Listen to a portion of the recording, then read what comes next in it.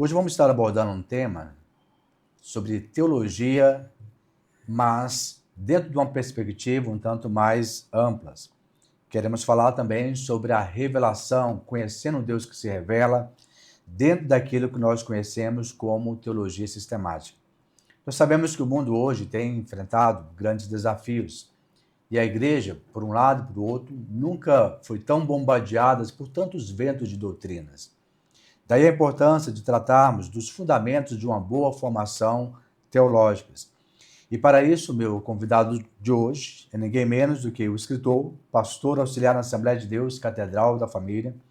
Ele é diretor do Seminário Teológico Gordon Fee, diretor acadêmico do Instituto Catedral da Família e tem uma vasta formação no campo da teologia, com mestrado em ciência da religião, onde apresenta uma defesa da sua dissertação também, tem uma pós-graduação em ensino religioso, e ele vai trazer toda essa bagagem hoje para nós tratarmos deste tema tão relevante sobre a revelação de Deus a partir da teologia sistemática. Meu convidado hoje é o Reginaldo Cruz.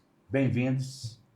Pastor Miguel Júnior, eu agradeço pelo seu carinho, o seu apreço, a sua recepção.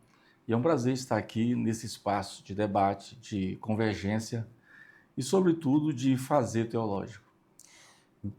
Reginaldo, nós queremos aqui edificar o corpo de Cristo de alguma forma. E antes mesmo de termos as considerações iniciais, eu quero te convidar para nós orarmos, porque há tantas pessoas que chegaram até aqui e nós temos uma palavra para edificar a sua vida espiritual. E eu queria exatamente que você fizesse isso, porque para nós teologia se faz com oração. Amém? Amém. Vamos orar? Vamos orar. Pai Celestial, em nome de Jesus, nós te louvamos pela oportunidade e pelo privilégio de estarmos aqui. Te agradecemos, meu Deus, porque o Senhor é um Deus de propósito e colocamos as nossas vidas e aquilo que o Senhor tem depositado em nossos corações para a edificação do corpo de Cristo. Que essa palavra alcance o maior número de pessoas, em nome de Jesus, para a glória do teu santo nome, que assim seja. Amém. Amém. Amém? Pastor Reginaldo Cruz é conhecido também como uma referência no campo da teologia e também da teologia sistemática. E eu gosto de dizer que é muito difícil nós separarmos o autor da sua obra. E é por isso que nós queremos conhecer um pouco mais do Senhor, da sua história, da sua trajetória. Quem é o Reginaldo Cruz? E por que, principalmente, ele escolheu a teologia sistemática como seu objeto de especialização? Eu sou neto de Eduardo Cruz, um maranhense lá de Vitorino Freire, e sou filho de Tereza Cruz. A minha mãe mora aqui em Goiânia, eu nasci em Marabá, no estado do Pará, e estou aqui em Goiânia pelo menos há 28 anos. Meu primeiro contato teológico, a minha identificação primeira com a teologia se deu na minha cidade, em Marabá, na escola bíblica dominical, tanto na Assembleia de Deus quanto na Igreja Batista. Eu frequentei, fui participante, eu era criança e depois adolescente, não poderia dizer que eu fui membro, mas tanto da Assembleia de Deus quanto da Igreja Batista. Na adolescência, eu firmo exatamente na Igreja Assembleia de Deus. Os professores de teologia, os professores de escola dominical me despertaram sobre a necessidade de conhecer a Deus, de se relacionar com Deus, de experimentar a Deus, de viver em Deus uma vida intensamente pela oração, pela santificação, pela consagração, e me ensinaram que o conhecimento de Deus poderia ser o melhor caminho para estar na presença de Deus. Então, os meus professores de escola dominical me despertaram para o conhecimento teológico. Inicialmente, o conhecimento teológico, desde o início, me ensinou que, como diz James Ainelpack, naquele livro O Conhecimento de Deus, nos capítulos 1, 2 e 3, até a página 56, lá o autor fala que o conhecimento de Deus ele promove duas coisas. Primeiro, ele nos humilha. O conhecimento de Deus nos humilha porque, ao conhecermos a Deus pela sua palavra, pela sua revelação, o Deus que se revela, o Deus que fala e o Deus que age, nós percebemos a grandeza de Deus diante da nossa pequenez. Aí nós percebemos a nossa finitude diante da infinidade de Deus. Nós percebemos a nossa mortalidade diante de Deus que está além da imortalidade. O qual somos pequenos, né, diante de um Deus que é muito grande. Então a teologia nos humilha porque ela nos coloca no nosso devido lugar. A teologia nos coloca no lugar de servo. Então, além da teologia nos humilhar, ela é também uma ferramenta que expande, né? Ela expande a nossa mente. Nada melhor do que expandir a mente, as vias intelectivas da nossa cognição, do que pensar em Deus, viver imerso em Deus, adorar a Deus, buscar a Deus, se relacionar a Deus. É como disse o profeta veterotestamentário: quer se gloriar de alguma coisa, glorie-se nisso, né? Em conhecer ao Senhor. Eu sei que na minha juventude eu me formei em 94 na Escola Bereia de Teologia. Na época o diretor era o pastor Océlio Nauá, hoje presidente da Comiadepa. Quando eu cheguei em Goiás, no final da década de 90, fui estudar no CEPEG, o Seminário Pentecostal de Goiás, e me tornei professor daquela instituição. Mas a minha primeira oportunidade para ser um professor, como eu disse para você aqui em off, que eu tinha desejo de dar aula, imaginava que teria algum conhecimento para compartilhar, mas a verdade é que a instituição não confiava muito em mim porque eu era muito novo. E depois eu percebi que eles tinham as razões dele, né? E eu comecei a dar aula no Seminário da Igreja de Cristo, ali na Avenida José Filho, setor Novo Horizonte.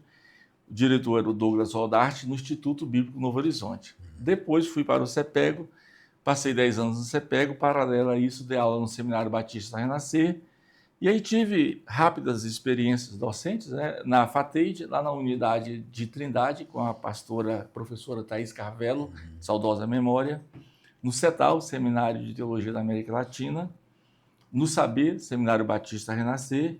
E aí, finalmente, pastor, eu me encontrei na teologia, em termos da docência, né, do magistério, quando eu fui para a FAIFA, né, Faculdade da Igreja Fama, atualmente FACEB, né? Certo. Fiquei lá por 12 anos e eu fui muito feliz.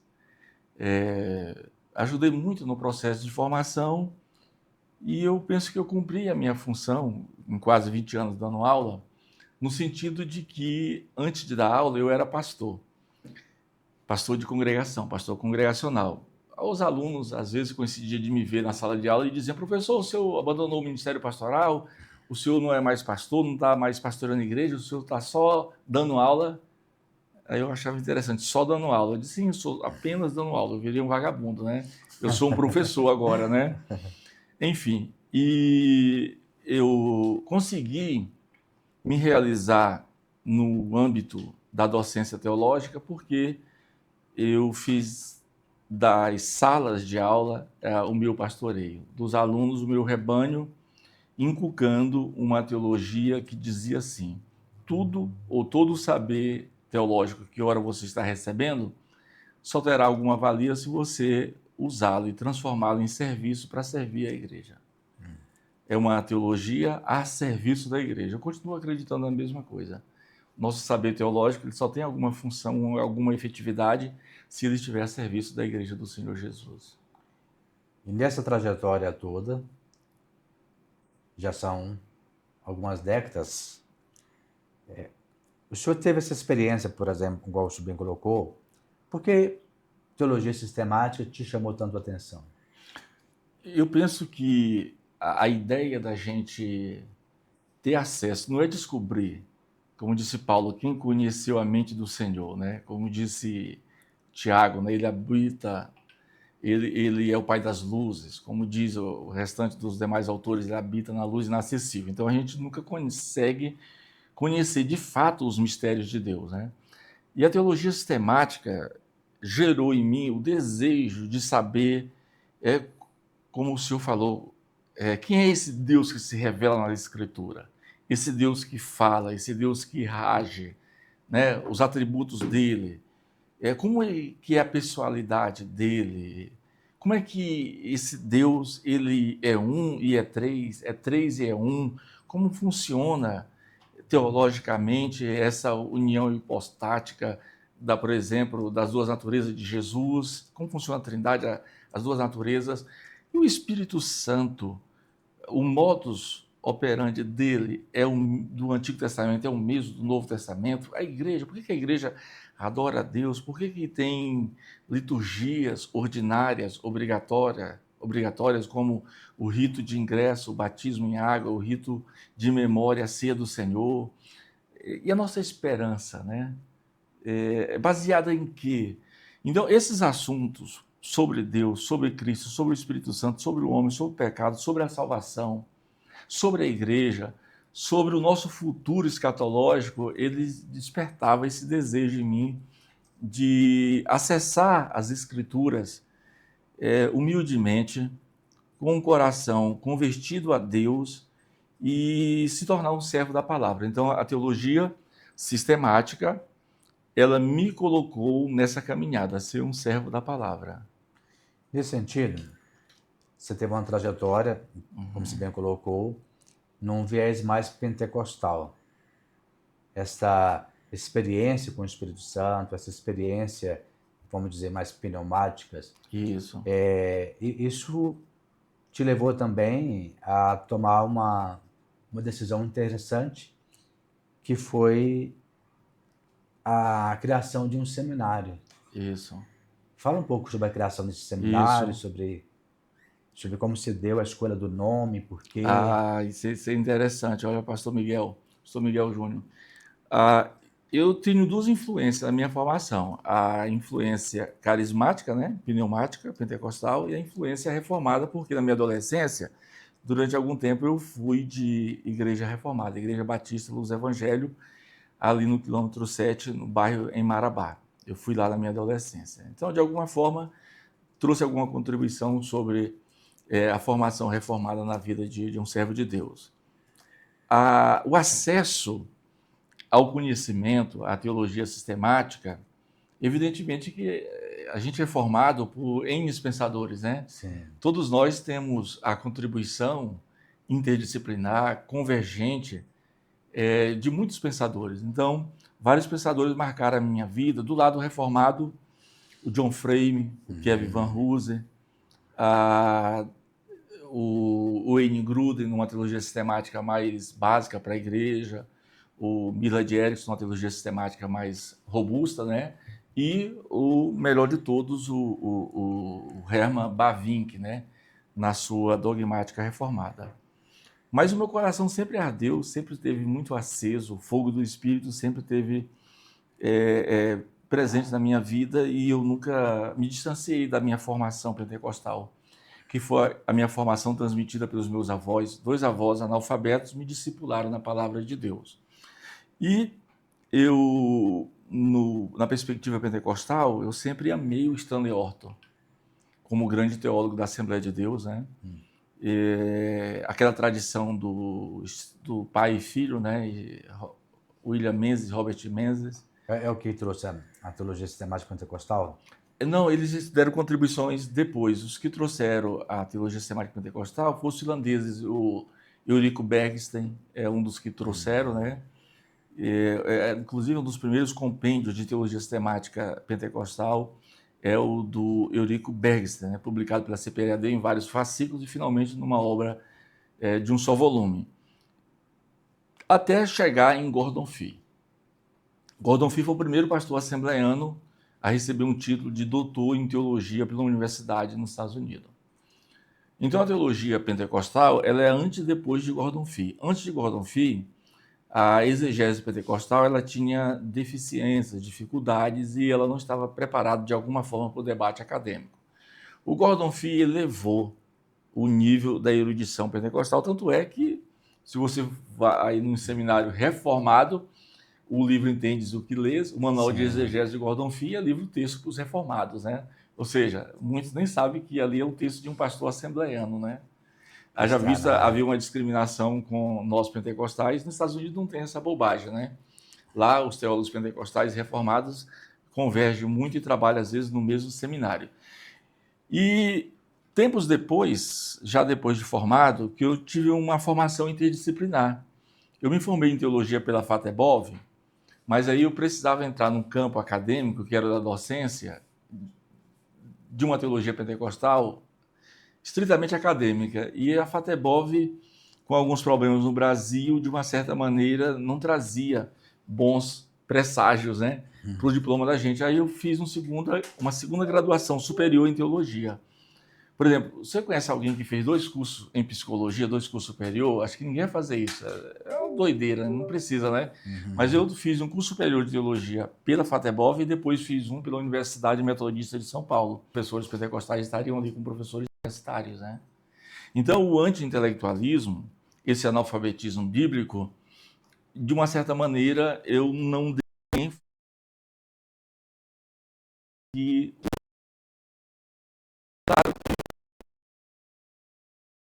vá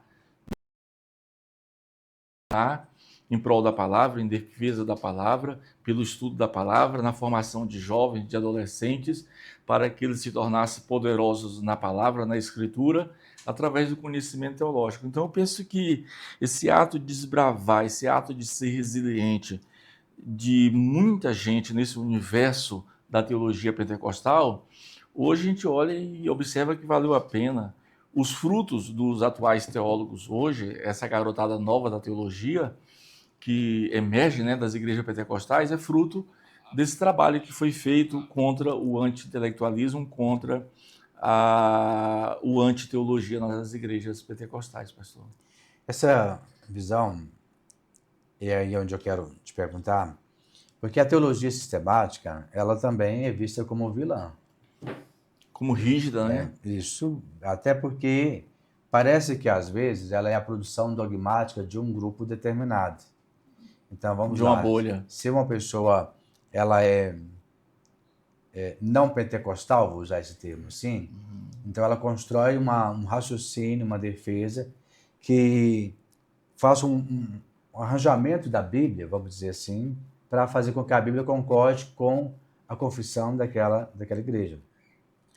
Não pensa que na questão pentecostal isso pode ter ocorrido? Já que, por exemplo, vamos lá, antes mesmo de haver uma produção teológica pentecostal, ela só tem esse nome pentecostal porque ela é uma resposta a críticas que ela vinha sofrendo.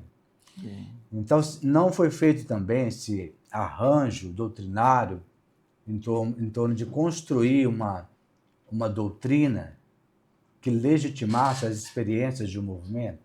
Olha, essa pergunta é extraordinária, né? É claro que a resposta não será extraordinária, mas vamos lá. A sistemática, talvez o início da sistemática seja na patrística. Os textos de Paulo e de João, o Corpus Joanino e o Corpus Paulino, são os textos fundantes para construir a teologia dos pais da igreja, do século II ao século V até o século VII, estão construindo a igreja e estão construindo teologia, e essa teologia sendo chancelada pelos concílios, né, os 7 principais concílios. Depois tem a teologia escolástica, né, dos escotos, Guilherme de Ockham, Tomás de Aquino. Depois nós temos a Reforma, né, primeira geração, Lutero, Filipe Melanchthon, Zwinglio. Depois a segunda geração, Beza, Ferel, Calvino e companhia, né? Depois, séculos 18, 19 e 20, a chamada teologia moderna, né? A teologia de Schleiermacher, Bultmann, Barth,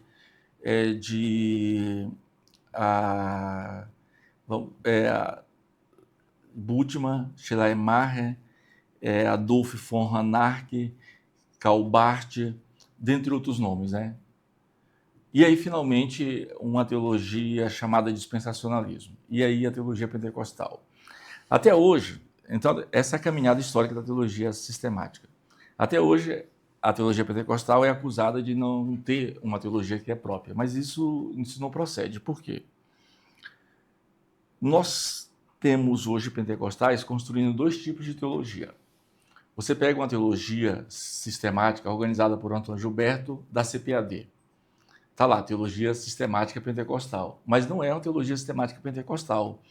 Por quê? Para construir, pastor Miguel Júnior, uma teologia sistemática em perspectiva pentecostal tem que ter 3 coisas. Primeiro, epistemologia. Partir de um método teológico que venha convergindo com o pentecostalismo. Então, a primeira teoria do conhecimento é a epistemologia, a discussão e a escolha do método teológico. Depois, os pressupostos, ou seja, quais são as lentes, quais são os filtros que dos quais nós olharemos para construir a nossa teologia, no caso, a teologia pentecostal.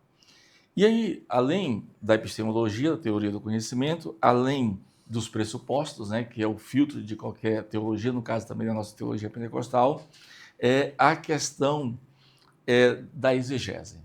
Ou seja, nós interpretaremos o texto, nós buscaremos a intencionalidade dos autores, a partir de quê? Do próprio autor? Sim, nós adotamos o método histórico-gramático, ou gramático histórico. Então, feito isto, por exemplo, você pega aquela teologia da CPAD, que está assinada pelo pastor Antônio Gilberto, e fica aqui o meu apreço, o meu respeito. O pastor Antônio Gilberto não escreveu toda aquela teologia, apenas um capítulo, mas ele organizou e tem vários nomes lá. Aquilo lá não é uma teologia sistemática pentecostal. Aquilo é uma teologia escrita por pentecostais, mas é uma teologia tradicional. Você vai ver mais o nome de Berkhoff, de Bavinck, de Rod, do Hoekema lá, do que o nome do Greg Keane, do Gordon Fee, do William Menzies, do Robert Menzies, do Amos Young. Então é uma teologia produzida por pentecostais, mas não é uma teologia pentecostal. Teologia pentecostal você observa naquela antiga do Eurico Bergster, né? Teólogo finlandês, ali é uma teologia pentecostal. Você observa também uma teologia pentecostal nos escritos do Stanley Orton, que organizou com outros teólogos daquela teologia, do próprio Rodman Williams, né, na teologia sistemática dele, em perspectiva pentecostal. Lá ele tem uma pneumatologia de 340 páginas, é muito pujante, né? Uma teologia reformada, geralmente a pneumatologia tem 30, 40 páginas. O Rodman Williams, na teologia sistemática pentecostal dele, tem 340 páginas. O César Moisés, na pneumatologia, ele não tem 30, 40, 300 páginas, ele tem 900 páginas. Tem bons pressupostos, tem uma epistemologia seguindo o método que rege a produção acadêmica do fazer teologia em perspectiva pentecostal e tem uma exegese que coaduna com o pensamento pentecostal. Então, hoje, a teologia sistemática, que foi, na Idade Média, considerada a rainha de todas as teologias, né, a rainha da teologia bíblica, que é a teologia sistemática pentecostal, teologia sistemática. Aí as pessoas que dão audiência ao programa, ao podcast, perguntam o que é teologia sistemática? É uma teologia coordenada, ou ordenada, porque tem uma ordem, né? Começa em Deus, vai até o futuro, até o escato, né? É uma teologia lógica, porque ela tem a lógica como pressupostos, né? Então, a teologia sistemática ela é coordenada, ela é ordenada e ela é lógica e sistematizada. Se você observar, o principal pressuposto dos teólogos sistemáticos sempre foi a filosofia. É só a gente lembrar, por exemplo, pastor, qual era o pressuposto da teologia agostiniana, que é a base da teologia sistemática ocidental, Sim, né? sim. Era o pressuposto platônico. Qual é o pressuposto da teologia sistemática, por exemplo, do Tomás de Aquino, que para mim é muito mais teólogo do que o Agostinho? É Aristóteles, é a teologia, a filosofia de Aristóteles, né? Uhum. Ou seja, são os pressupostos aristotélicos. Finalmente o termo saiu. Qual é o pressuposto do pessoal da escolástica? Os filósofos da Idade Média. Quais são os pressupostos, por exemplo, da teologia moderna? A teologia de Calbart, a teologia de Bultmann, a teologia de Schleiermacher, a teologia de Johann Reis, é o fenomenalismo, não é? E a filosofia de Martin Heidegger. Aí, provavelmente, vai para Princeton, que é uma escola de teologia reformada. Qual é o pressuposto da teologia sistemática da escola de Princeton, que é a escola dos presbiterianos? É o realismo do senso comum de Thomas Reid, né? Então, quais são os nossos pressupostos em teologia sistemática? Não pode ser a teologia tradicional. O teólogo pentecostal, o teólogo carismático, não pode ter como lente, como filtro, como pressupostos, como epistemologia a teologia tradicional, ou seja, a teologia reformada. ele segue um outro pressuposto, ele segue um outro método. Então, durante muito tempo, talvez o livro-texto no Seminário de Teologia no Brasil acho que é o autor Berkoff. Berkoff, né? Bem reformado, né? É bem reformado, Escola de estudado Princeton, né? também entre os pentecostais, né? Mesma perspectiva calvinista. Isso. E isso me faz pensar, às vezes, quando parece que existe eu sei que existe, mas há uma lente, vamos dizer assim, muito mais forte por parte de quem lê, por parte de quem escreve. Então, uma vez que se organiza a teologia sistemática dentro de um determinado grupo confessional, seja ele pentecostal, seja ele reformado, seja ele nos grupos livres, seja ele no que for, né? A gente teve uma contribuição muito forte, não pode não de uma maneira tão organizada como o senhor colocou aqui, a própria contribuição dos puritanos. Isso. Eles não tinham a proposta de construir uma teologia sistemática, mas se juntar à obra deles, você pode sistematizar isso. O Joel Bick fez isso, né? Sim. Acusavam eles de não terem teologia. Os puritanos, os próprios reformados, os puritanos eram só mesmo leitura da Bíblia, uma certa dose exagerada de anabatismo, um certo radicalismo. Aí o Joel Bick, teólogo reformado, lança no Brasil pela Vida Nova uma teologia de 1.500 páginas, Teologia Sistemática Puritana, que é uma grandiosidade teológica e a única teologia sistemática que se ocupou em colocar pelo menos 2 capítulos ou 3 sobre a pregação. Sim. E você não vê isso em nenhuma teologia sistemática, né? Sério. E outra, esse é um ponto importante, quando eu coloco esse desafio, porque parece que já desde os primórdios, como o senhor colocou aqui da patrística, né? Passando por toda a história da igreja, todas as vezes que se pensou em teologia a partir de uma experiência particular de um grupo, surgiu o que nós chamamos de dogmatismo. E esse dogmatismo era um pouco daquele lá do cibolete e do chibolete. Ou seja, o senhor pronunciou a mesma palavra diferente. Olha só, a mesma palavra pronunciada diferente. Isso. Era motivo de matar uns aos outros. Uns aos outros. Olha, se você não crê na Trindade, então o seu nome é Serveto. Você não crê na Trindade, então você tem que ir para a fogueira. Dogmatismo. Sim. E quando se traz uma proposta da construção de uma teologia sistemática pentecostal, por assim dizer, eu penso que, na verdade, o caminho mais rápido poderia ter sido feito, e alguns teólogos até fizeram isso, foi de simplesmente recorrer às fontes. Eu quero dizer o seguinte, que a partir, então, da patrística, no desenvolver da história da igreja,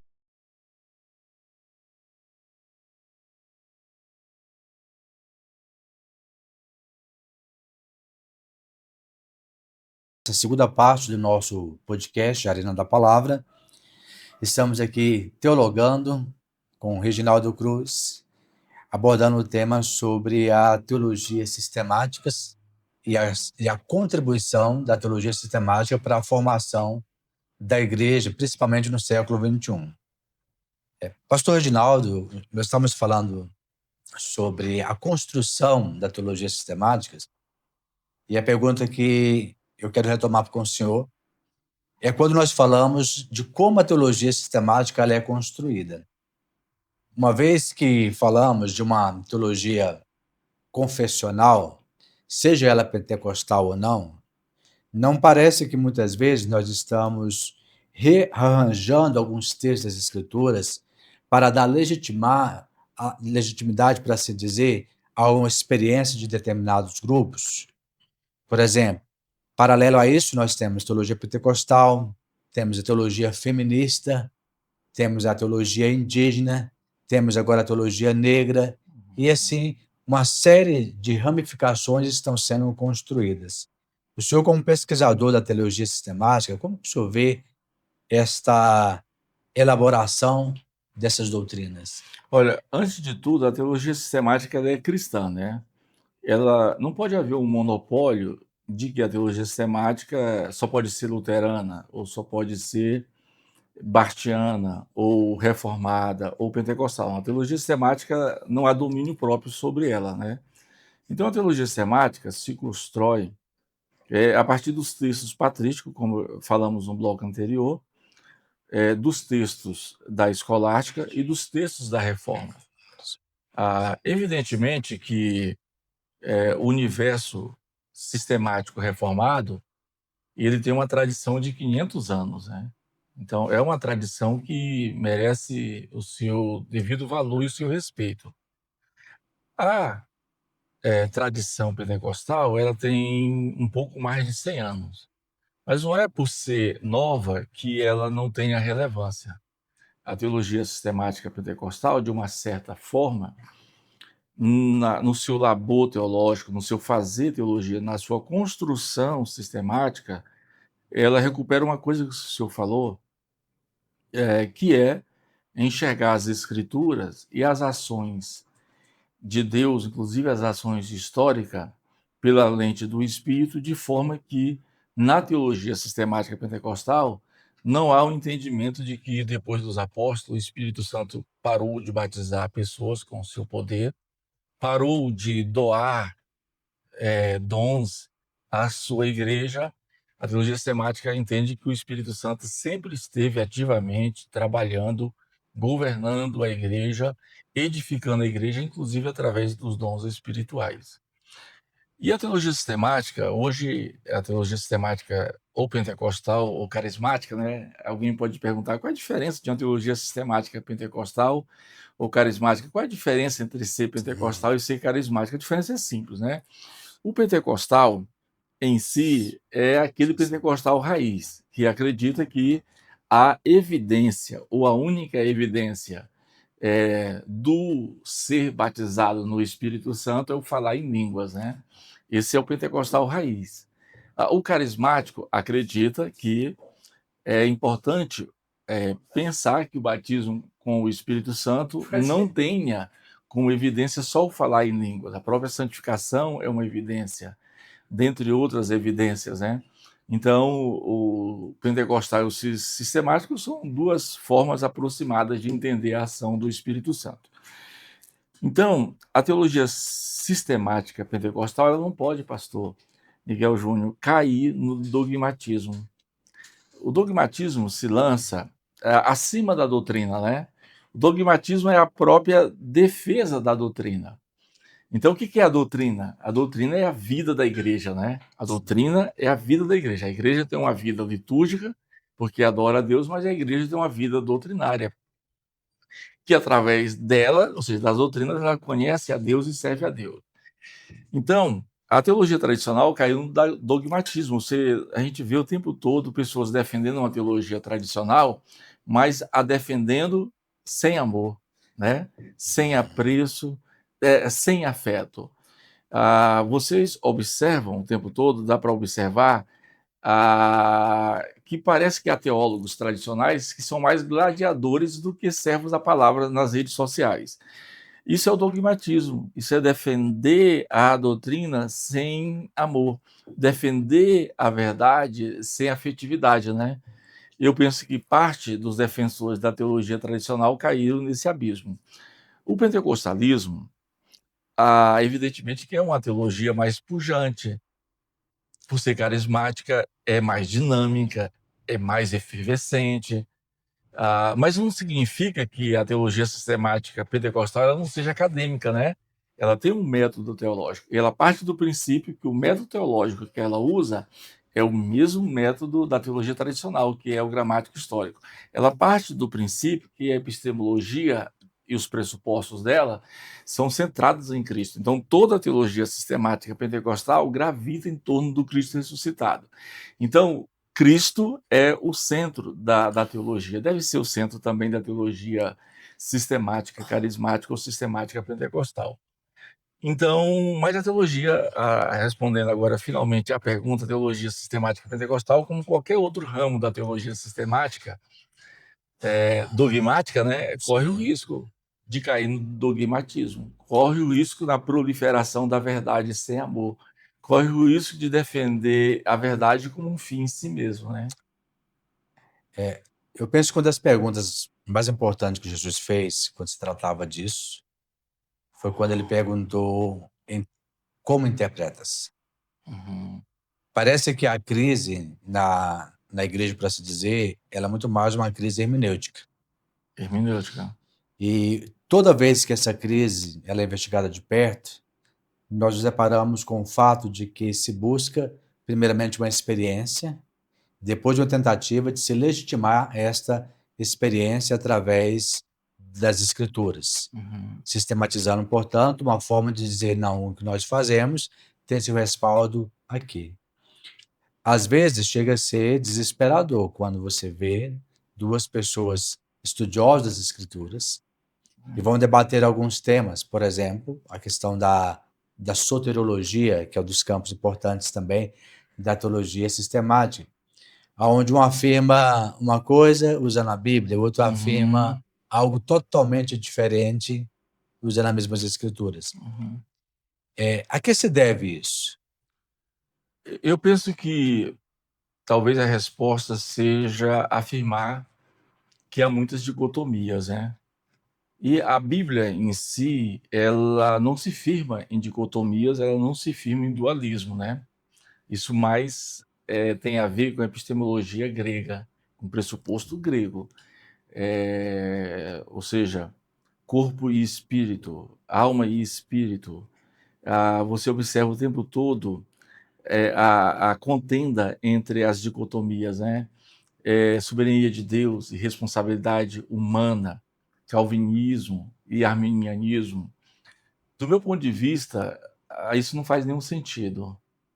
Você não observa nenhuma parte do Antigo Testamento, os antigos semitas, os hebreus, lendo a Escritura com essa geração dicotômica, ou com esse dualismo, né?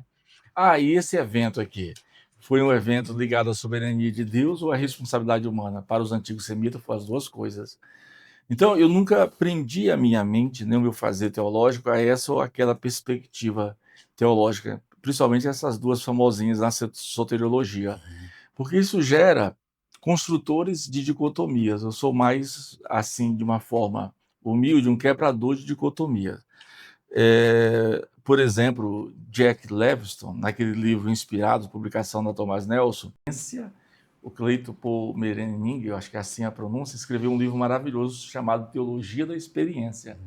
Ele é um reitor da faculdade Refidi, lá no Sul, referência, inclusive no MEC, nota lá em cima, e um livro acadêmico, mas com prática pastoral, chamado Sobre a Teologia da Experiência. Então, há um viés na teologia tradicional que tem medo dessa ação, dessa convergência, do experimentar Deus através da dinâmica do Espírito, sabe?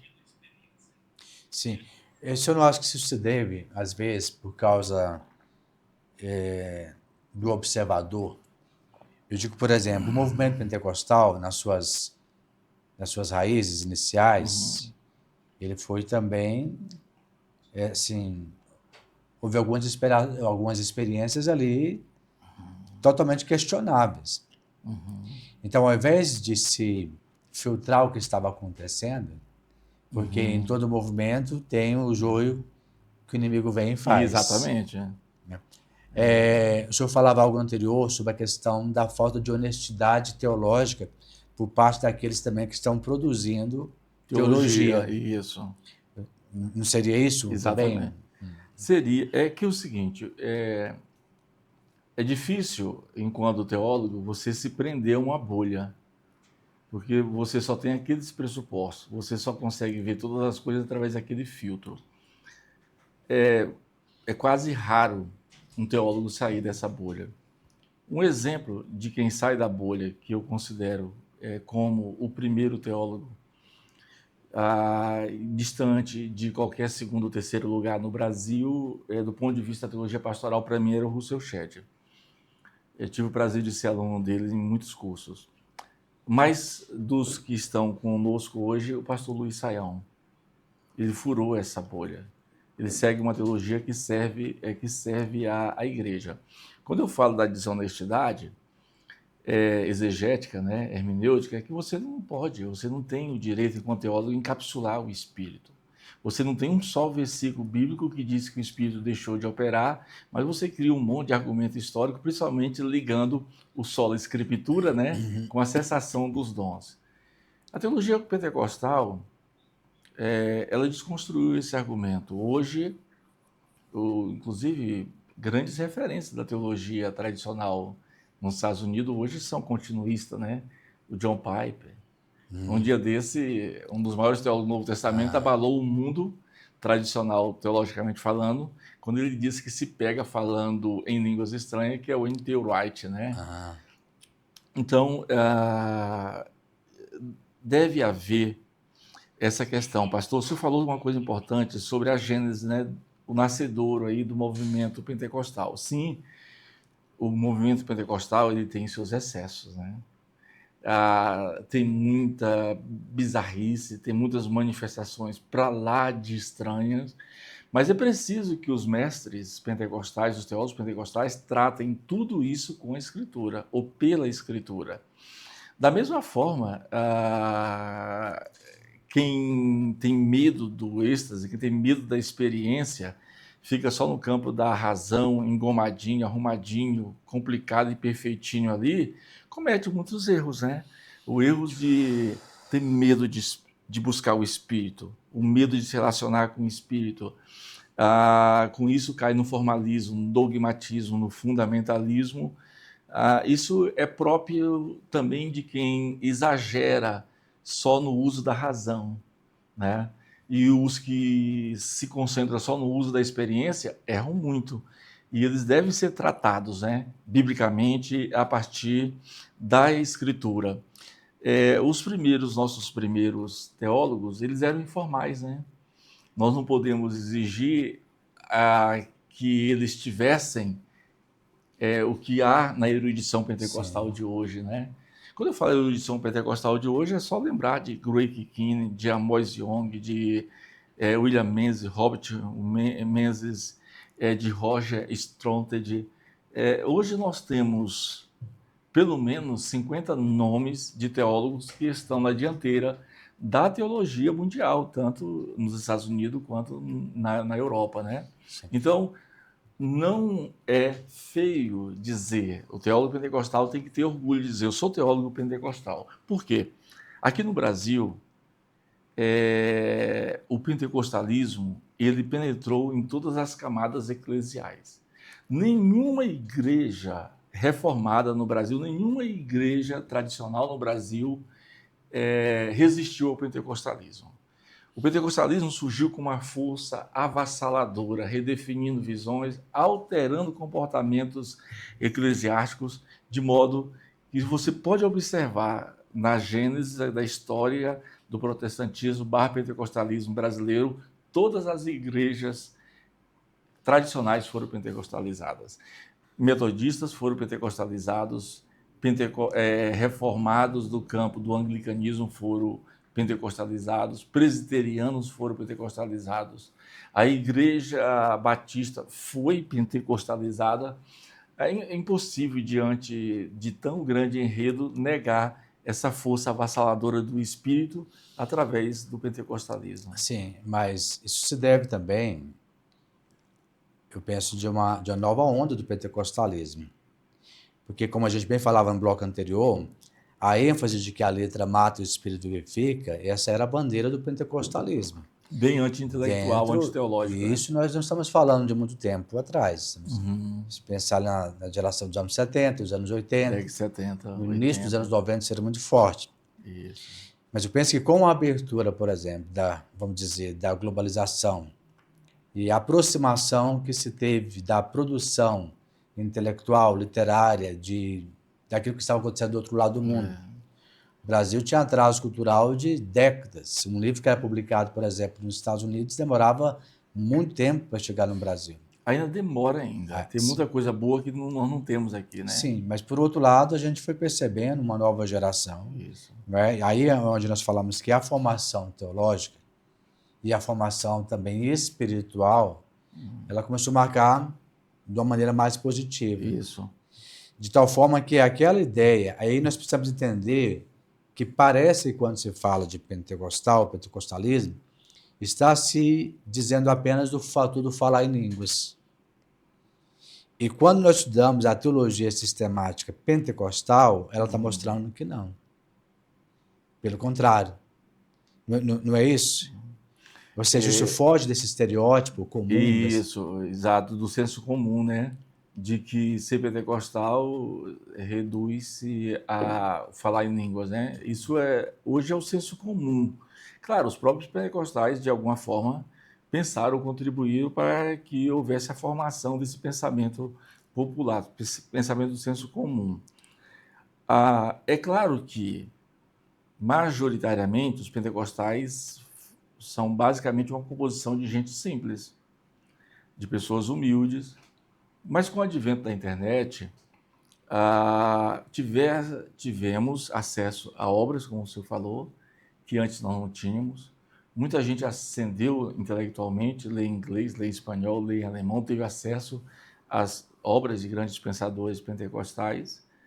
E também não significa que ser pentecostal sejamos fechados, né, a dialogar. Não, por exemplo, a tradição reformada é uma tradição poderosa, tem 500 anos, que tem uma antropologia muito pujante, que tem um conceito, por exemplo, devem-se aos reformados a própria ideia da civilização econômica, né? A ideia de trabalho, a ideia de riqueza, a ideia de poupar, de economizar, que há no mundo hoje, é derivativa, né, dos teólogos protestantes. Você observa claramente o Max Weber, né, no seu livro, que é um clássico da sociologia, que é um clássico também do protestantismo, onde os pensamentos desses teólogos protestantes reformados moldaram a própria economia mundial.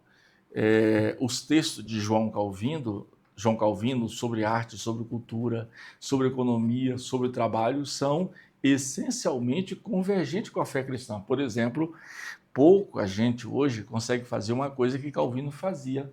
Calvino falava de música, de arte, de cultura, de filologia, de biologia, falava de idiomas, falava de direito, simplesmente usando as escrituras, né? Então, o teólogo ele precisa ser multicultural, ter uma linguagem interdisciplinar e ser convergente, né? Quero pegar esse ponto que você está colocando para a gente falar de uma outra dimensão. Sabemos, por exemplo, que a pós-modernidade é uma realidade que tem proporcionado rupturas em todas as áreas da sociedade. E partindo desse pressuposto de que a espiritualidade ela é real, e de que uma experiência com o Espírito Santo ela é legítima, de que o conceito, por exemplo, de que algo havia se cessado é muito mais a partir da observação de alguns grupos da história e não a partir da exegese das escrituras. Hoje nos deparamos com alguns desafios. Entre eles, como eu coloquei, a questão da pós-modernidade, mas nós chegamos a um ponto aqui, onde se buscava muito na formação dos pastores e pregadores, alguém que gastava um tempo talvez pesquisando, orando para receber do Espírito o que pregar. Hoje alguém vai na internet, principalmente na IA, e em alguns segundos o esboço está pronto. Essa nova face da espiritualidade, não vou dizer apenas brasileira, mas parece ser uma tendência mundial. Como que o senhor vê isso? Olha, evidentemente, por estarmos inseridos em um mundo cultural, acho que foi Richard Niebuhr, né, que desenvolveu a teoria da cultura, né?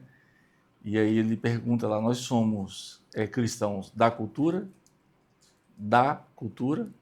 cristãos na cultura, cristãos contra a cultura. Ele argumenta de forma interessante qual é o nosso posicionamento frente à cultura, né? Russell Shedd, ele dizia que é importante dialogar com a cultura, mas não esqueçamos que toda cultura é manchada pelo pecado, né? Então, as redes sociais é um fenômeno da cultura, né? A inteligência artificial é um fenômeno também cultural, não só tecnológico, né? Porque toda tecnologia se desenvolve a partir de uma determinada cultura. Eu penso que nós, de fato, pastor, nós tínhamos mais dedicação antes das redes sociais e maior dedicação antes da inteligência artificial. nós nos debruçávamos sobre um texto, nós orávamos com aquele texto, nós meditávamos naquele texto, nós fazíamos o que fazia Esdras, em Neemias 8:8, nós líamos o texto, a leitura pública das Escrituras, nós interpretávamos o texto e, em terceiro lugar, nós aplicávamos aquele texto à nossa vida e à vida do ouvinte, né? Mas é possível extrair o melhor desse mundo web, da internet, se posicionar e veicular de forma eficiente o evangelho nas redes sociais, sim. É possível também dialogar com a inteligência artificial. Eu penso que uma pessoa que tem uma boa leitura das escrituras, que tem uma dedicação, um labor escriturístico, lê a escritura, eu penso que a inteligência artificial pode mostrar um caminho mais dinâmico na preparação do estudo, mas desde que ele ofereça à própria IA o conhecimento das escrituras. O contrário, que é perigoso. Alguém que não tem conhecimento da escritura, que nunca se debruçou na escritura, que quer pregar como um fim em si mesmo, usa a IA e já pega aqueles sermões pronto. Eu penso que o sermão, antes de tudo, fugirá muito do que é pregar um sermão, o que é expor um sermão.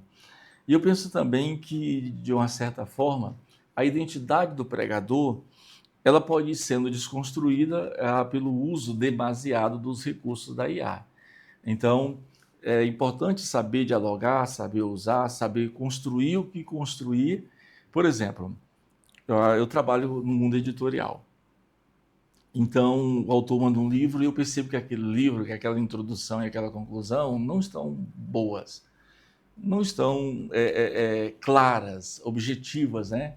Não dá para tirar nada ali daquela introdução, daquela conclusão, mas o texto em si, o livro é muito interessante.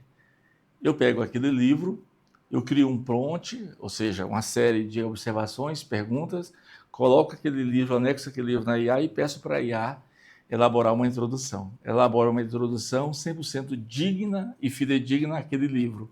Depois ela elabora uma conclusão, não é?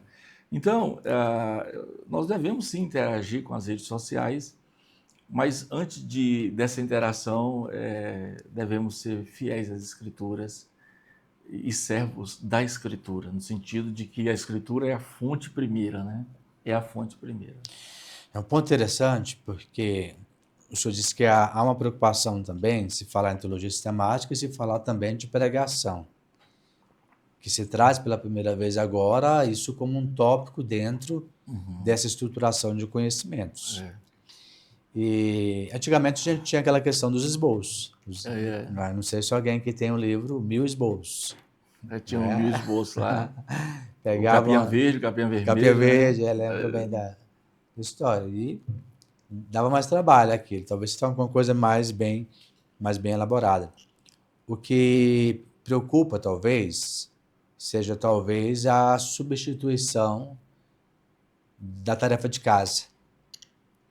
A substituição da experiência que se tem na produção de um sermão.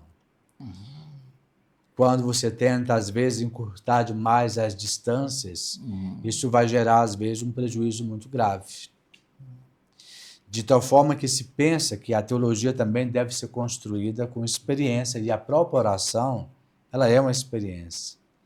E se nós falarmos de cessar alguma coisa, por que a oração não se cessou, então? Exatamente. Por que não cessou, né? Olha, pastor Miguel Júnior, uma coisa interessante. Por exemplo, os livros 1000 sermões, 500 sermões, de uma certa forma era uma inteligência artificial, né? Alguém preparou aquele sermão ou foi copiando e aí fez um copy-desk que juntou tudo ali. Só acessando a Escritura é possível construir um sermão à sua semelhança, né? O sermão é nosso, né? Mas a mensagem não. O sermão é a capacidade de, homileticamente, estruturar de forma lógica um início, um meio e um fim naquela prédica, naquela pregação, naquela exposição. Eu concordo plenamente com o senhor. O uso indiscriminado da inteligência artificial promove esse distanciamento da Escritura, esse desejo, esse laborare, né? Esse fazer, esse meditar. Acho que tem pessoas que talvez nunca tiveram esse prazer, né? Essa alegria, esse gozo de adentrar nas Escrituras, se debruçar ali, passar horas e horas, momentos e momentos, ir no Léxico, ir na concordância, né? Lembra? Ir Sim, no sim, Atlas, ir sim. no dicionário, ir nos comentários. Começa aqui, daqui a pouco tem 20, 30, 40 livros, a mulher está brigando com a gente, nós estamos lá, sentados nas Escrituras. Tem pessoas que nunca tiveram esse prazer, né? E tem outro fator interessante, quando Paulo diz o que eu recebi do Senhor. A preocupação que se coloca aqui é que se nós pensarmos, vamos partir de um ponto daquilo que nós temos para frente. Todas as vezes que a igreja ela se distancia não apenas do conhecimento da verdade, não apenas do estudo sistemático das Escrituras, o ID de Jesus foi muito claro também, que era fazer discípulo e ensinar todas as coisas que eu vos tenho determinado, por assim dizer. E esse ensinar, e esse todas as coisas, como Paulo diz que ensinou todo o conselho de Deus, é o que formou a identidade de uma igreja prevalecente. É que fez com que a igreja fosse, além do conceito de teologia, e dessa teologia uma amplitude maior. Uma amplitude que mostra um Deus que quer se relacionar com o outro. Uma amplitude que mostra que a nossa fé, ela não é um tiro no escuro, mas que a fé, ela busca compreender a si mesma. Lá atrás, né, na literatura, nós tivemos até a obra de Santo Anselmo, né?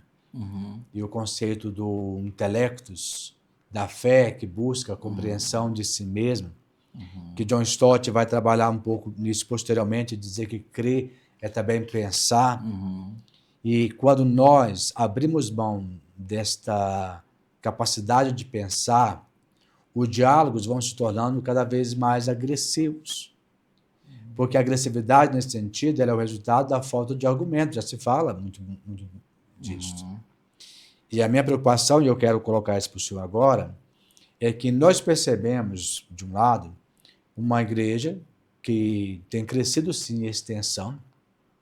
Se olharmos, por exemplo, as pesquisas do IBGE, ou as pesquisas informais, nós temos um número de cristãos muito significativo no país. No entanto, percebemos que a mudança ética na sociedade ela é muito, ou cada vez mais, insignificante. E quando eu vejo, por exemplo, uma questão da relação de como se faz, como se dá um processo de uma formação de um teólogo, de um pastor, de um vocacionado, frente também às demandas da sociedade. Hoje nós temos uma sociedade que ela tem as suas perguntas. E por mais que alguém possa ir ali numa IA para tentar achar uma resposta, é apenas a formulação de uma especulação de acordo com o perfil daquele que pesquisou. Mas onde estão os novos Billy Grahams do século XXI? Onde estão os novos Russell Shedd? Como o senhor bem colocou, teve a oportunidade também de conhecê-los. Onde estão pessoas que sabiam o significado de lágrima, de suor, de sangue, muitas vezes, de horas e horas gastas ali na busca da compreensão das Escrituras, que estremecia diante das Escrituras, ao ponto de saber que, quando ele assumiu o púlpito, nas linguagens do Spurgeon, quando ele dizia dessa experiência mística que ele tinha no ato da pregação. Isso. Como nós podemos responder às demandas da sociedade se estamos cada vez mais permissivos, se estamos cada vez mais indispostos de caminhar a segunda milha, quem dirá a primeira milha, por assim dizer? Como que o senhor vê isso? O teólogo, ele deve fazer sempre uma revisão de vida. Seja teólogo bíblico, teólogo sistemático, teólogo pastor, pastor teólogo, teólogo exegético, teólogo prático, qualquer espécie ou tipo de teólogo tem que fazer uma revisão de vida. Principalmente no que diz respeito à piedade, né? Piedade é um conceito cristão, de uma certa forma, um pouco perdido. O que é um teólogo piedoso? É um teólogo que ama a Deus de todo o coração. É um teólogo que ama as Escrituras, ou seja, a palavra do Senhor, que é através dela que ele se revela, que ele fala e que ele age. Então, o conceito de piedade na teologia significa que eu falo muito disso nesse livro aqui, pastor, com licença, O Aprendiz de Teologia. Esse livro é um guia para iniciantes no estudo teológico. Então, uma pessoa que pensa em estudar teologia, eu começo dizendo o que é teologia, qual o propósito de estudar teologia, quais são as áreas de estudo. Eu falo da adolescência teológica, né? O teólogo que começou a estudar aqui no primeiro semestre, e aí ele participa de um evento, já volta dizendo que ele é calvinista. Ele participou de uma conferência, já volta dizendo que é arminiano, sem nunca ter lido, né, nem Calvino e nem Armínio. Ou então ele está no seminário no primeiro período, está na igreja agora, já considera a igreja, a membresia, um bando de cabeça de repolho e ele é um cabeça intelectual, né? Então tem que ter cuidado com essa precipitação, com essa adolescência teológica. E aqui eu coloco a matriz da minha teologia, que é como servir a igreja com a teologia. Então, todo o enredo, arcabouço, pressuposto, tudo que o teólogo aprender de teologia, ele deve transformar isso em serviço para a igreja, né? Eu desenvolvo essa questão, certamente um jovem teólogo, alguém tem apreço à teologia, ele vai acertar muito, ele tendo acesso a essas informações, essas diretrizes, que basicamente são resultado de 20, 22 anos, né, trabalhando na teologia. Aqui eu coloco também como escolher uma instituição teológica, né? Ele, olha, escolha uma instituição teológica, por exemplo, Instituto Custodiano. Escolha ele como seu seminário, escolha o seminário Gordon Fee, porque eles acreditam na inspiração plenária e verbal das Escrituras, acreditam na inerrância das Escrituras, na infalibilidade das Escrituras, na suficiência das Escrituras, acreditam na Trindade, nas duas naturezas de Jesus, na encarnação. Escolha porque eles dogmaticamente estão conforme a tradição cristã. Eu até peço aqui, ó, tem um capítulo aqui, capítulo 7, olha o título do capítulo. Ore pelos seminários e pelo corpo docente, né? Um professor de teologia, ele pode elevar o aluno, construir uma boa base no aluno, ele pode levar o aluno ao despertar da sua vocação enquanto escritor, erudito, intelectual, enquanto missionário, enquanto pastor, mas um professor de teologia, ele pode envenenar os alunos, ele pode colocá-los contra a liderança local, a liderança da igreja local. Então, é preciso que não seja apenas um professor de teologia, mas antes disso, seja um bom teólogo. A questão, como já foi dito por muitos, não é ser um tipo de teólogo, não é ser teólogo. A questão é se somos, né, bons teólogos. Eu coloco isso, e aqui nesse livro eu tenho uma contribuição do João Antônio, onde ele fala sobre o que é um teólogo em chama, pastor. Um teólogo em chamas, um teólogo que equilibra conhecimento com o espírito. Também eu falo sobre como é que um teólogo lida diariamente, por exemplo, como é que um teólogo lê as obras. O senhor falou uma coisa muito interessante que certamente o público vai voltar no vídeo e perceber que o senhor falou, que às vezes um pensamento teológico é apenas o pensamento de um grupo, é apenas os pressupostos de um grupo, é apenas a opinião de um grupo, um argumento histórico de um grupo que nada tem a ver com a Escritura. Quem está acompanhando deve pensar muito nisso que o senhor falou. Por isso que tem que avaliar a teologia, se ela é uma boa teologia. Aqui também eu dou, como diz os macetes, né? Como ler um livro teológico, né? Como escolher uma obra teológica, o que influencia a teologia, um autor. Enfim, esse livro é um guia, baseando aqui 20 anos de experiência na docência teológica, a gente consegue ajudá-los de alguma forma, né, sobre o que fazer com o conhecimento teológico que ora estamos obtendo, né, numa instituição teológica. Né? O senhor tem uma boa produção literária também.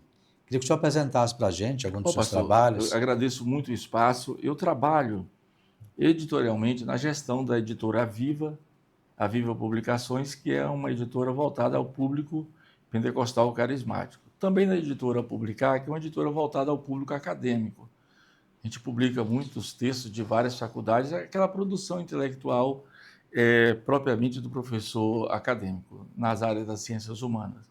E a Editora Cruz, que tem um material mais pujante. Pela Editora Cruz eu publiquei esse livro aqui. Esse livro esgotou, Teologia Liberal, Origens, Pressupostos e Método. Aqui, 3 professores de teologia sistemática. O Hermes Temaia, na época, era professor do Mackenzie, está aposentado. A Lázara, professora do Brasil Central, da FACEB, e eu, professor da FACEB. Nós falamos sobre a corrente teológica mais nociva da história da igreja, que é o liberalismo, né? Desconstruiu a inerrância, a doutrina da inspiração, da encarnação, da trindade. Eu destaco aqui, falando sobre a teologia liberal. Você fez uma pergunta tipo assim, qual o livro que mais te representa, né? Talvez seja o mais antigo, né? É esse daqui, A Chave Hermenêutica do Apocalipse, né? A Chave Hermenêutica do Apocalipse, que é um comentário não exegético, não especializado, mas um comentário teológico, diretivo e um pouquinho expositivo sobre os 22 capítulos do Apocalipse. Mas não é versículo por versículo, é mais sobre tópicos e temas, né? Esse livro representa muito a minha esperança cristã. E escrevi esse livro aqui sobre como direcionar as pessoas, como fazer entendê-las, o que é o seu chamado, o que é a sua vocação. Eu fui chamado, eu tenho vocação. Vocação para quê mesmo, né? Esse livro aqui é uma mentoria para o caminho da vocação, vocação e juventude. E, recentemente, acho que fazem só uns 2 anos, eu sempre fiquei preocupado, pastor, como é que as pessoas leem as Escrituras, como é que elas interpretam as Escrituras e como elas aplicam as Escrituras. Sempre tive essa preocupação. Então, de uma certa forma, sem ser presunçoso, é uma espécie de um programa de mentoria, né? Mentoria em estudo da Bíblia. Aqui eu faço uma síntese dos 39 livros do Antigo Testamento. Isso aqui é o volume do Antigo Testamento, eu faço uma síntese mesmo, né? Quem é o autor desse livro, qual data, que tempo foi composto, qual o objetivo, e aí ao final eu coloco um devocional, né?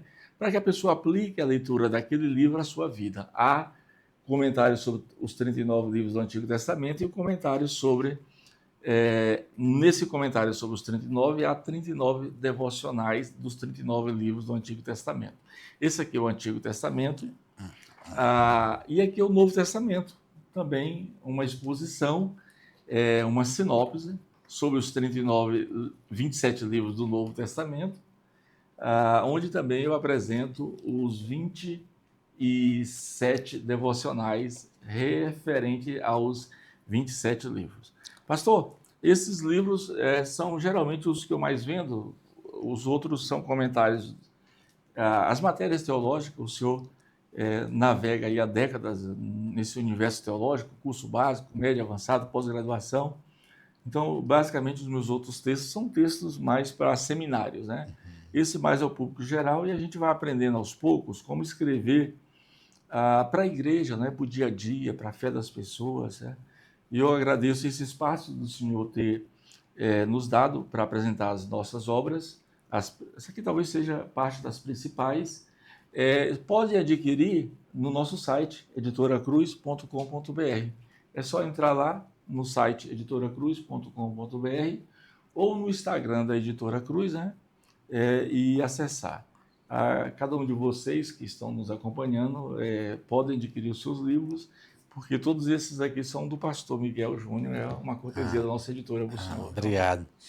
Lembrando que o link da editora vai estar aqui na descrição desse vídeo, e é algo que nós queremos recomendar mesmo, já conhecia o trabalho do senhor, mas eu trouxe um tema aqui que nós não podemos deixar de falar sobre ele, quando o senhor colocou a questão também da hermenêutica e dessa questão da teologia liberal. Isso. Eu gostaria a consideração do senhor pelo seguinte: a teologia liberal, por onde ela passou, ela trouxe as suas consequências.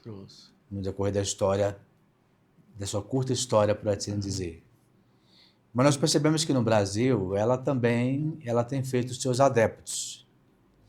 Isso se deu muito de uma maneira muito sutil.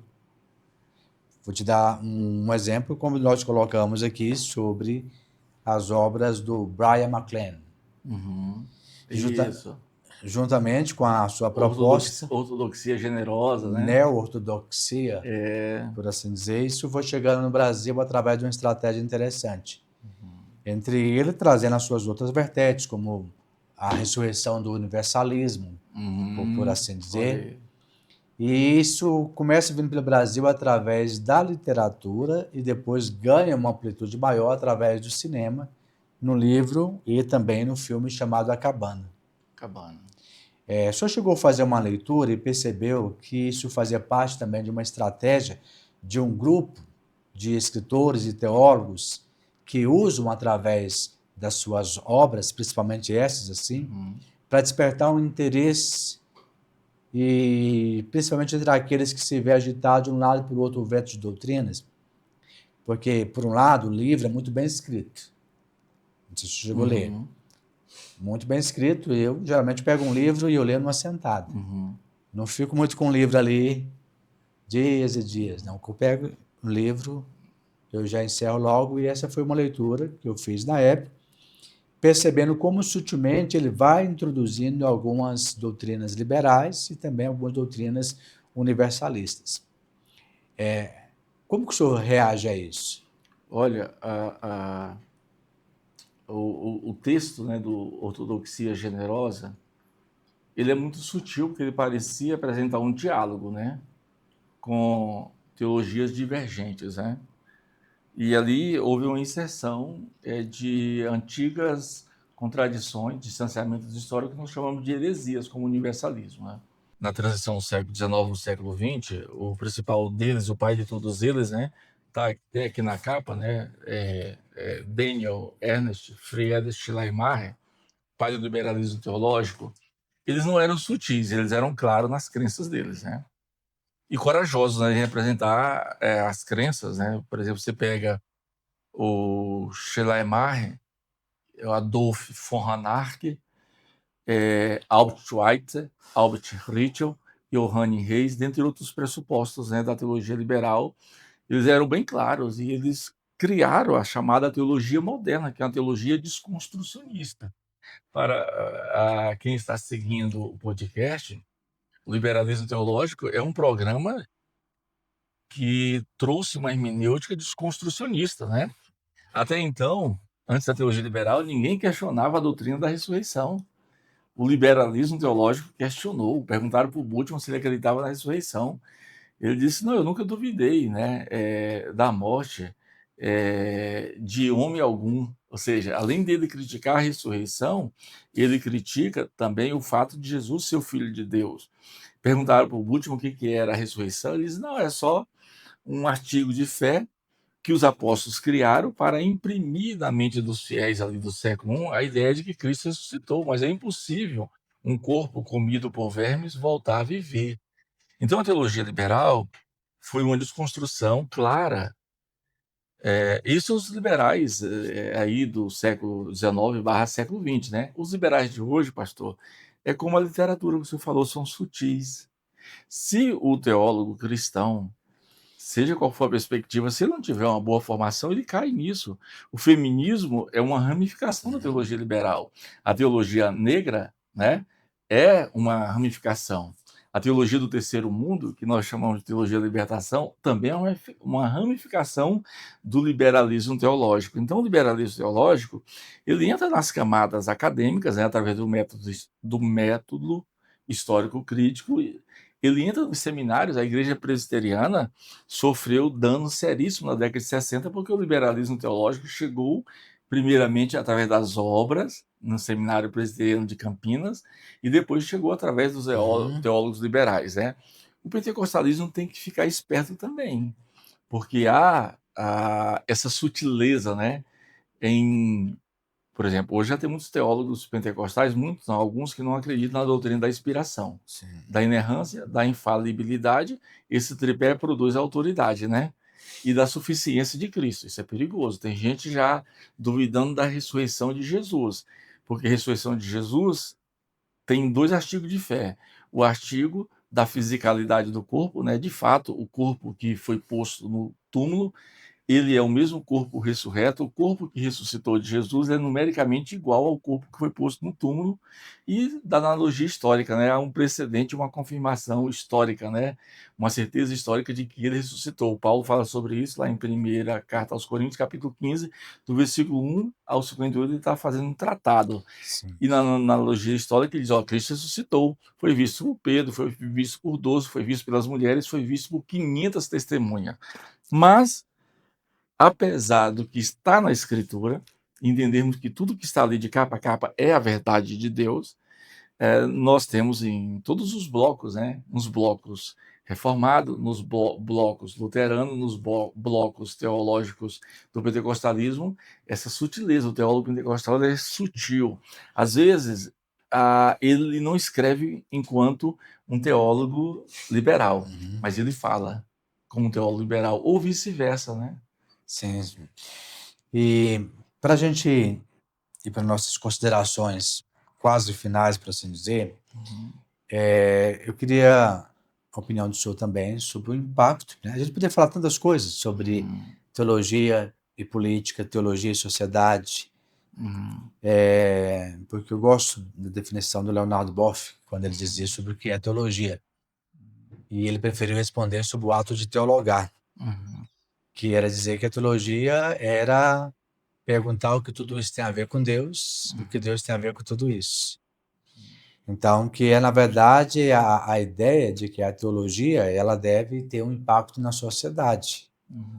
E quando eu falava aqui muito a questão dessa teologia de guetos, por assim dizer, que ela é feita muito dentro daquilo que o senhor falou de bolhas, por assim dizer. Fazer graça para si mesmo, né? Da política. A igreja tem que se arrepender disso. Porque a salvação da igreja não vem da política. O avivamento que a igreja precisa não vem da política.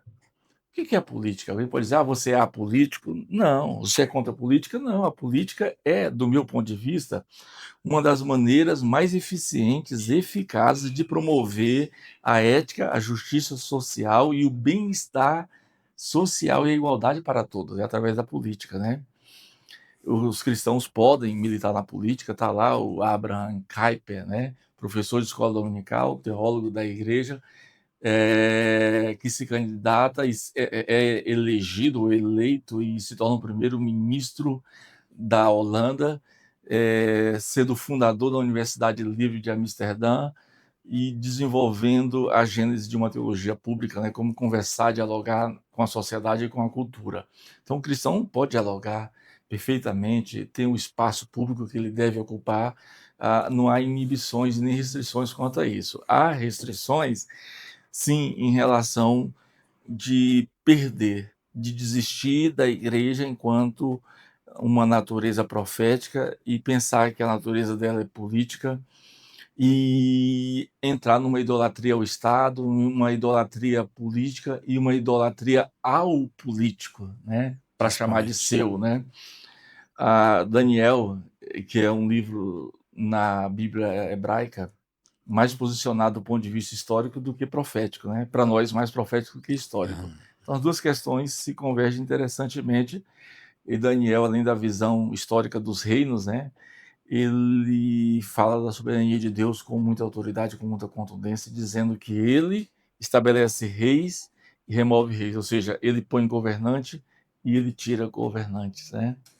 Então, a igreja ela precisa, antes de tudo, arrepender dos seus pecados, voltar a reconhecer a soberania de Deus, com isso entenderá que o Senhor soberanamente conduz ela na história, né? Ela não deve esperar ser protegida por este ou aquele governo, por este ou aquele esquema, por esta emenda parlamentar. Não, a igreja é protegida por Senhor, porque ela é do Senhor, a igreja é do Senhor. Só ele, o Senhor Jesus, disse: olha, é a minha igreja, né?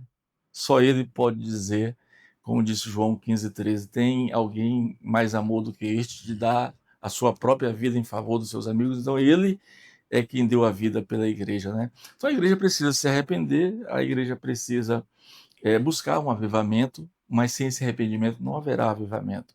E ela precisa se reposicionar, voltar a confiar em um Deus que é soberano, que rompe na história e que tem o controle da história. Nós não estamos perdidos e que Deus nos conduzirá pelo caminho certo, né? E por isso a importância de buscar uma teologia que não despreze a experiência real com Deus. Exatamente, a teologia saudável, teologia centrada em Cristo, centrada no Espírito, né? Que é o que o senhor mostrou aqui, com essa proposta de uma teologia sistemática pentecostal, mostrando que isso vai além de um dom, isso toca a realidade do corpo de Cristo. Isso Muito foi bom, muito importante. pastor. É esse o caminho, né, que devemos andar, né? Pastor, suas considerações Pastor finais Miguel aqui. Júnior, antes de tudo, eu quero agradecer a Deus do fundo do meu coração, com muita sinceridade. Eu sou conhecido por ser uma pessoa sincera. Eu aprendi com a minha mãe, Tereza Cruz, que você deve ser sincero, não bajulador, sincero. Porque, sendo sincero, a concorrência é menor. A minha mãe me ensinou isso. Eu participo de muitos eventos, de muitas conferências, e pela graça de Deus, o Senhor permite ir em muitos podcasts. Mas eu nunca tinha, em podcast, inclusive de perspectiva teológica cristã, recebido perguntas tão bem elaboradas, tão bem inteligentes, tão teológicas quanto hoje. Eu me senti no meu lugar, em um lugar teológico, sabe? Eu quero louvar a Deus pela sua vida, pelo seu ministério, sobretudo pela a sua mente arguta, inquiridora e servil ao Espírito, sabe? Agradecer por esse podcast, por esse projeto, e agradecer por todos que acompanham o podcast, pela sua família, pelo seu ministério e todos os projetos que o senhor está empreendendo. E Deus abençoe cada pessoa que está participando ativamente pelas plataformas outras sociais e que entenda que a teologia é uma serva da Escritura, que o teólogo ele é meramente, somente, apenas um servo da palavra, né? Muito obrigado, mais uma vez. E nós encerramos dizendo assim, antes nós nos conhecíamos de ouvir falar, né? Pois é isso mesmo, viu? É interessante. Isso está dentro da soberania de Deus, né? Marcar um encontro como esse. 20 anos depois. 20 anos depois, né, pastor? Olha, tá vendo? Mande abraço para a irmã Cristiane, né? Amém. Que lá naquela época já falava da sua capacidade, do seu trabalho, sobretudo da sua paixão, do seu amor com o que você faz na obra de Deus, né? A vocação, né? Muito obrigado. Lembrando vocês que todos os livros aqui você vai poder conhecer melhor das redes sociais, vai estar aqui na descrição. Um forte abraço a todos, que essa mensagem desperte profundamente o seu coração, no nome de Jesus.